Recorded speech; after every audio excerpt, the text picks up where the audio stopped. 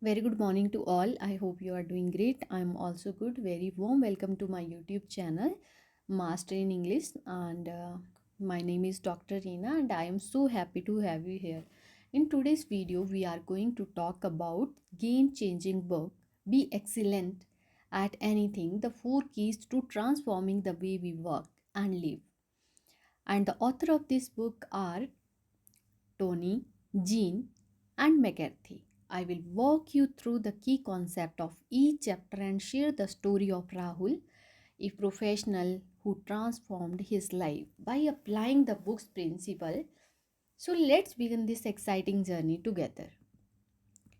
In the chapter 1, author talks about this topic. The way we are working is not working. The concept behind this topic is the first chapter exposed the flawed nature of modern work culture, where long hours and endless hustle are glorified, leading to burnout and inefficiency. The authors argued that our focus on managing time rather than energy is the core problem. The author talks about this topic extensively, emphasizes that the way we currently work is not sustainable. They highlight how overworking leads to physical exhaustion, mental distraction, and emotional detachment. Instead of managing time, they, pr- they propose a shift towards managing energy because energy is renewable.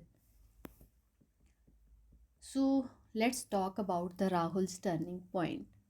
Rahul was a young professional working in a high pressure corporate job. He constantly worked overtime, sacrificing sleep and meals to meet deadlines. After collapsing during a critical meeting, Rahul realized his approach was not working. This chapter helped Rahul to understand that to be productive and healthy, he needed to focus on renewing his energy, not just managing his time. In the chapter 2, the author talks about this topic energy paradigm. And the concept behind this topic is this chapter introduces the idea of energy as the currency of high performance. The author explains that energy can be divided into 4 key dimensions. First one is physical energy, secondly, emotional energy, thirdly, mental energy, fourth one is spiritual energy. Basically, spiritual energy for stamina and actions, and emotional energy is for resilience and positivity. Apart from that, we have mental energy. Mental energy is for focus and clarity. Moreover, we have spiritual energy. Spiritual energy is for purpose and motivation. The authors talk about this topic in detail, explaining how each dimension of energy is interconnected. They also provide examples of how imbalances like neglecting emotional or spiritual energy lead to burnout or lack of fulfillment. And Rahul's experiment in his life, Rahul started tackling his energy levels and quickly identifies patterns. He had a morning peak in mental energy but hit a slump after lunch. Apart from that, he also worked on emotional stress from difficult clients drained him, as well as he lacked purpose in his work, which affected his motivation. By addressing these energy dimensions, Rahul began to see improvements. For instance, he started taking short break to recharge his emotional energy and finding the purpose in mentoring junior colleagues. In the chapter 3rd, the author talks about the physical energy fueling your fire. And the concept behind this topic is the physical energy is the foundation of productivity and performance. Without good physical health, it's nearly impossible to stay focused or manage stress. The authors offer three main strategies. First of all, prioritize sleep. Secondly, eat smart. Thirdly, stay active. In case of prioritize sleep, sleep is not negotiable for peak performance. And in case of eat smart, balanced nutrition stabilizes energy levels.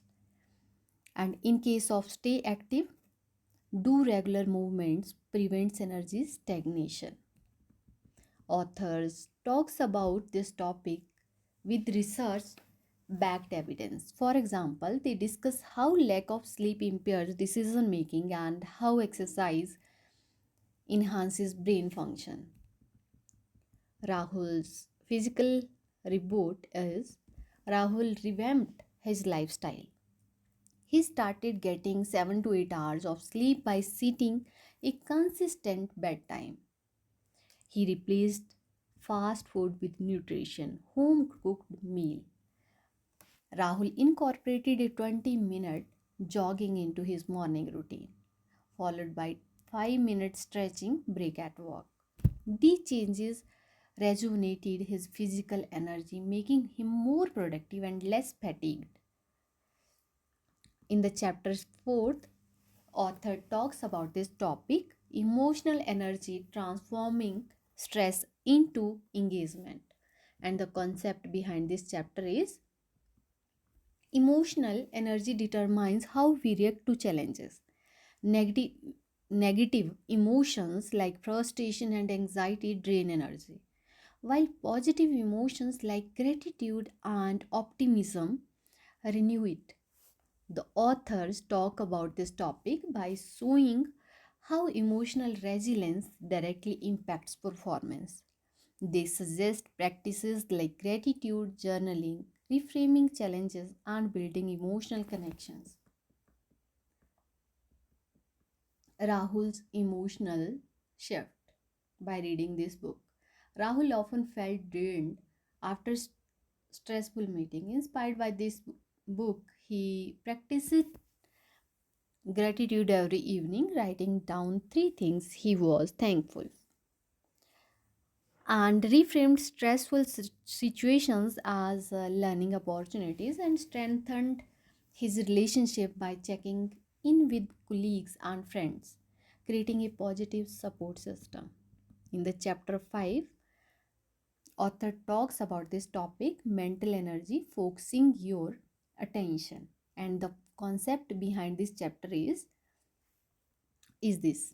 Mental energy is about the ability to focus deeply in a world full of distraction. The author emphasizes that multitasking is a myth. It reduces productivity. Instead, focus on one task at a time and schedule period for deep and uninterrupted work. The authors talk about this topic by explaining how cognitive overload reduces creativity and clarity. They recommend mindfulness practices and structured focus periods. So now Rahul's focus hacks by reading this book. Rahul started using the Pomodoro technique, 25 minutes of focused work followed by a 5-minute break. He also turned off notification during deep work and set aside the first 90 minutes of his day for his most critical task. Practicing 10 minutes of mindfulness meditation daily, improving his mental clarity. And in the chapter 6, the author talks about spiritual energy, finding your purpose.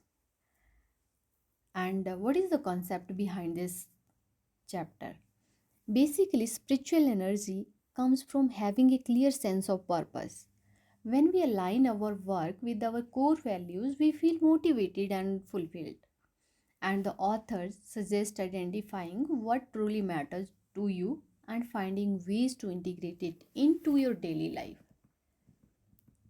The authors talk about this topic passionately, showing how a lack of purpose leads to disengagement, while a sense of contribution boosts energy and satisfaction. And the Rahul learned from this chapter lots of things and applied in his life. Rahul realized that he wanted his work to make a difference. He voluntarily to mentor junior employees in his organization, which gave him immense satisfaction.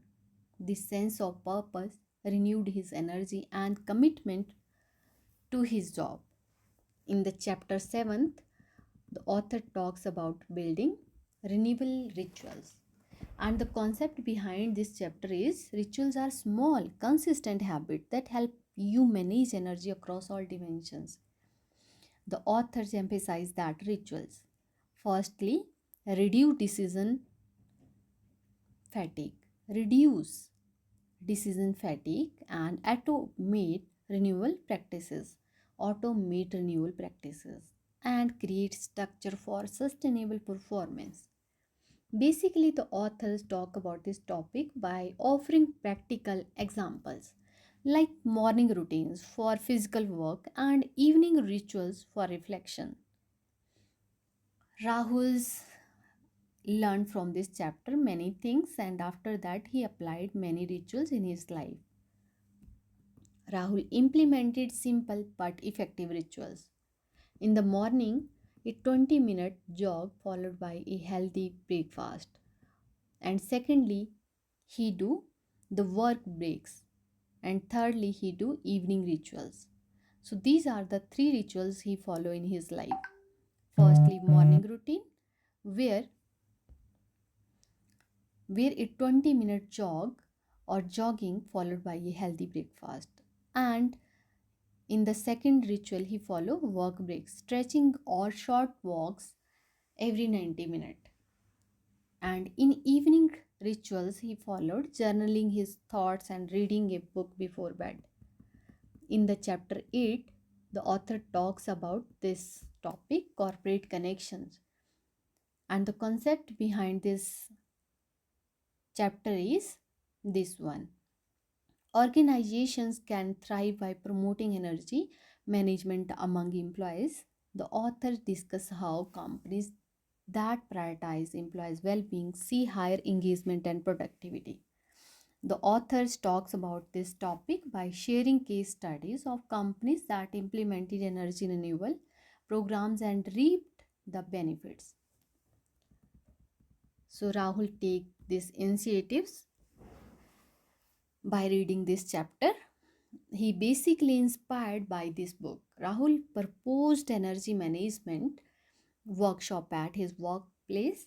He helped introduce flexible work hours, standing desks, and mindfulness sessions, which improved team morale and productivity. In the chapter 9th, the author basically talk about this topic, the practice of renewal. And the concept behind this chapter is this one. The final chapter emphasizes that energy management is a lifelong practice. The authors provide a roadmap for accessing your energy level, identifying areas of improvement, and building sustainable habits. The authors talk about this topic by highlighting the importance of continuous reflection and experimentation to maintain balance. And the Rahuls learned lots of things in this chapter, and he applied these things in his life. Rahul embraced energy management as a way of life. He continued experimenting with new rituals like weekend hikes and volunteering to maintain his energy and purpose. So come to the conclusion, at that's the complete journey through be excellent at anything. Rahul's story shows how managing energy, not just time, can transform your life. Start small step by adopting one habit from this video and see how it impacts your day. Okay, so if you enjoyed this video, please like and subscribe to my channel Mastering English. For more inspirational and educational content, let me know in the comments which strategy you are exciting to try. See you in the next video. Bye bye. Take care. Have a nice day. keep learning and keep growing.